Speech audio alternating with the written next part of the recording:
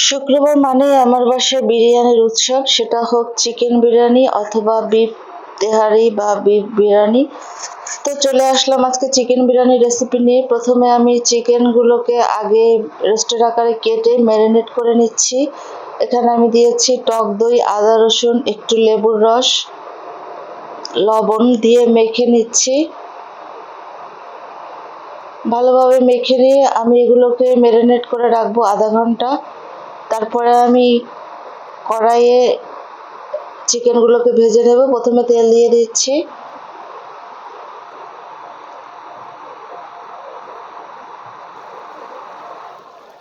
তেলটা গরম হওয়ার পরে আমি আগে আলুগুলোকে ভেজে নিচ্ছি। বিরিয়ানিতে আমার আলু না হলে চলেই না, তাই আমি একটা আলুকে অর্ধেক অর্ধেক করেছি এবং যেগুলো একটু মিডিয়াম সাইজের আলু সেগুলো আস্ত নিয়েছি। এগুলো আগে তেলে আমি বাদামি করে ভেজে নেব, তারপরে আমি চিকেনগুলো ভেজে নেব।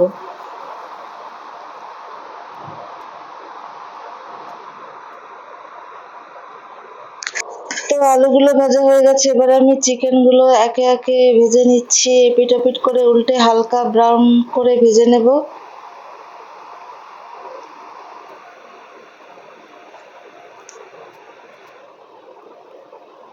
এই বিরিয়ানিটা আপনি যে কোনো সময় ঘরের থাকা উপকরণ দিয়ে আপনি রান্না করতে পারেন।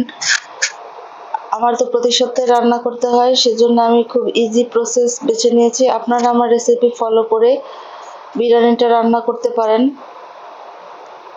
খুব বেশি মজা হয় খেতে এবং আপনার অনেকটা কষ্ট ঝক্কি ঝামেলাও কম। তাই আমি তেলে ভেজে নিচ্ছি।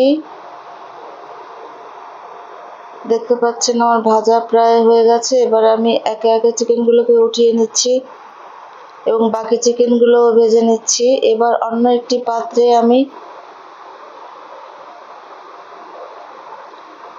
রোস্টের মশলাগুলোকে কষিয়ে নেব। এবার চিকেন ভাজা তেলগুলো দিয়ে দিচ্ছি এবং সাথে আরও কিছু তেল দিলাম। এবার পেঁয়াজ কুচি দিয়ে দিচ্ছি 1 কাপ। যেহেতু আমি বাটা পেঁয়াজ দেবো তাই এখানে অল্প পেঁয়াজ দিচ্ছি। এবার আদা রসুন বাটা দিয়ে দিচ্ছি 2 টেবিল চামচ, রসুন বাটা 1 টেবিল চামচ এবং এখানে রাঁধুনি বিরিয়ানি মশলা নিয়েছি, চিকেন বিরিয়ানি মশলা, এবং এখানে পেঁয়াজ বাটা দিয়ে দিলাম 1 কাপ পরিমাণ এবং বাদাম বাটা 1 কাপ পরিমাণ, লবণ স্বাদ মতো।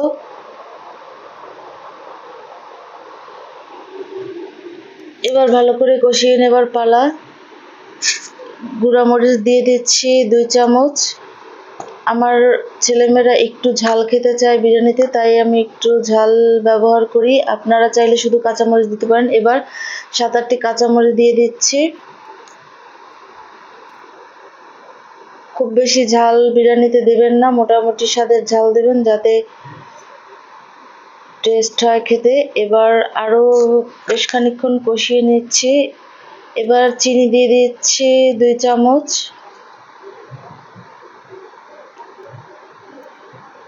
অল্প একটু চিনি দেওয়ার ফলে বিরিয়ানির স্বাদটা অনেক বেশি মজা হয়ে যায়। আরও খানিকক্ষণ কষিয়ে তারপরে আমি চিকেনগুলো দিয়ে দিব মশলার ভেতরে।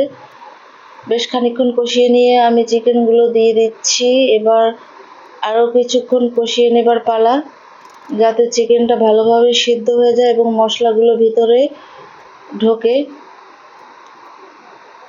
ঝাল কম মনে হয়েছিল তাই আর একটু ঝাল দিয়েছি। এবার আরও খানিকক্ষণ কষিয়ে নিচ্ছি।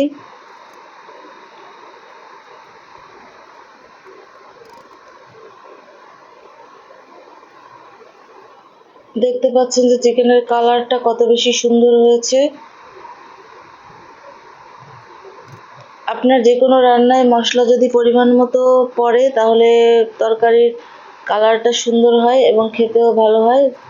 সব কিছু হচ্ছে আপনার পরিমাণ এবং কষানো, পরিমাণ মতো মশলা এবং সঠিক পরিমাণে কষানোই আপনার তরকারির স্বাদ বা যে কোনো বিরিয়ানি মাংস রান্নার স্বাদ দ্বিগুণ বাড়িয়ে দিতে পারে। তেল উপরে উঠে আসছে মানে আমার কষানো হয়ে গেছে।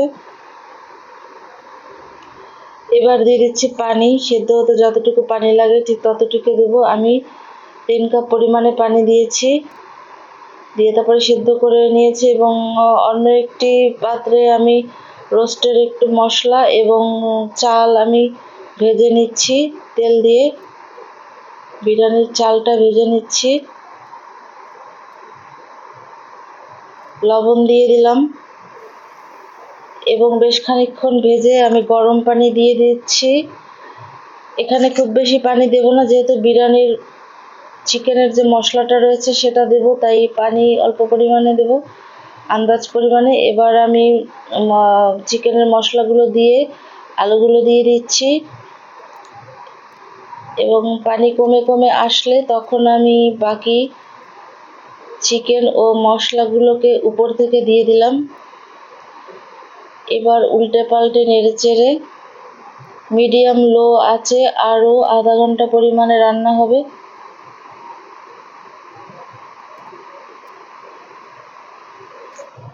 ভালো করে মিশিয়ে নিয়ে আমি ঢেকে দিচ্ছি এবং ঠিক 20 মিনিট পরে আমার বিরিয়ানির চেহারাটা এরকম হয়েছে এবং আমার রান্নাও হয়ে গেছে। দেখতে পাচ্ছেন কতটা ঝরঝরে এবং সুন্দর হয়েছে। আপনারা এই রেসিপি ফলো করে চিকেন বিরিয়ানি রান্না করে দেখবেন এবং কেমন হলো অবশ্যই আমাকে জানাবেন। আমার রান্নাতে খুব মজা হয়েছে, আমার ছেলেমেয়েরাও রান্না অনেক প্রশংসা করেছে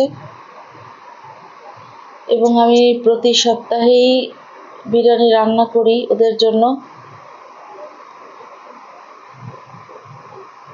তো এবার সার্ভ করার পালা। আমার ভিডিও যদি ভালো লেগে থাকে অবশ্যই আমার ভিডিওতে একটি শেয়ার দিবেন এবং একটি গঠনমূলক কমেন্ট করে যাবেন এবং আমার রান্না কেমন হলো সে পর্যন্ত সবাই ভালো থাকবেন। চলে আসবো অন্য কোনো রেসিপি নিয়ে। আল্লাহ হাফেজ। সবার সুস্থতা কামনা করে বিদায় নিচ্ছি।